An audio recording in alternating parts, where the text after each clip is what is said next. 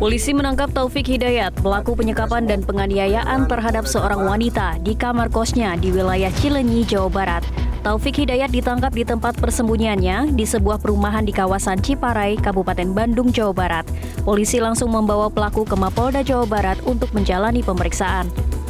Selanjutnya, tersangka menjalani tes kesehatan sebelum menjalani pemeriksaan lebih lanjut di Direktorat Tindak Pidana Perdagangan Orang. Tersangka kini ditahan di sel khusus yang dipantau oleh CCTV sebelum menjalani pemeriksaan lebih lanjut.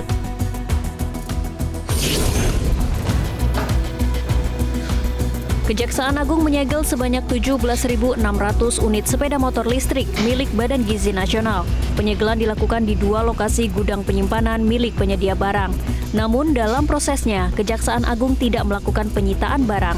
Langkah ini diambil untuk mengantisipasi potensi kerusakan yang dapat menurunkan nilai ekonomis aset tersebut. Diketahui belasan ribu unit sepeda motor listrik ini telah berstatus lunas dan dibiayai menggunakan anggaran negara.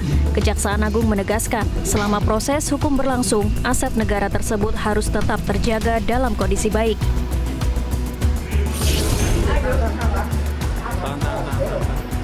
Tersangka kasus tudingan ijazah palsu terhadap mantan Presiden Joko Widodo, Roy Suryo, mengajukan pra-peradilan terhadap Polda Metro Jaya.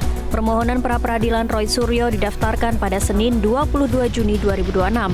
Dalam website resmi Informasi Penelusuran Perkara atau SIPP, Pengadilan Negeri Jakarta Selatan, Roy Suryo sebagai pemohon mempersalahkan sah atau tidaknya upaya paksa yakni penangkapan dan penggeledahan.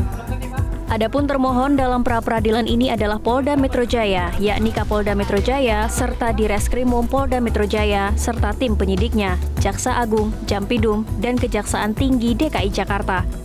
Kuasa hukum Roy Suryo, Abdul Ghafur Sangaji mengatakan, sejak awal penangkapan terhadap Roy dan Dr. Tifa, pihaknya memang keberatan dengan upaya paksa yang dilakukan Polda Metro Jaya. Tim kuasa hukum menilai mekanisme penangkapan dan penahanan yang dilakukan Polda Metro Jaya melebihi kewenangan atau abuse of power.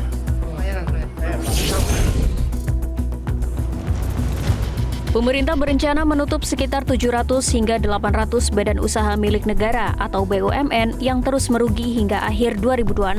Pernyataan ini disampaikan Presiden Prabowo saat menghadiri penutupan Musyawarah Nasional Alim Ulama dan Konferensi Besar Nahdlatul Ulama 2026 di Bangkalan, Jawa Timur.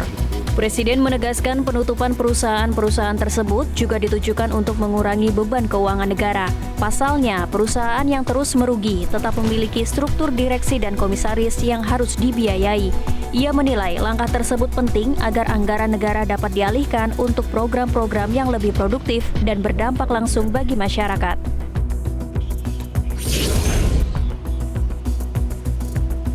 Presiden Iran Masoud Pezeshkian bertemu dengan para pejabat tinggi di Pakistan yang merupakan mediator kunci dalam pembicaraan damai antara Amerika Serikat dan Iran.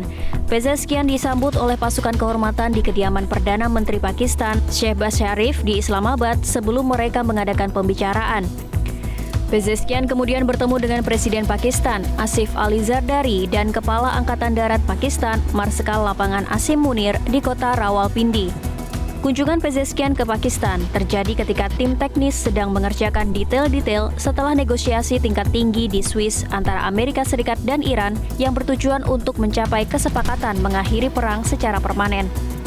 Selain membicarakan rencana perdamaian, pada kunjungan ini Pezeshkian juga akan membahas rencana kerjasama ekonomi kedua negara seperti perdagangan produk pertanian serta ekspor minyak mentah dan gas cair atau LPG antar kedua negara. Jelajahi cara baru mendapatkan informasi. Download Metro TV Extend sekarang.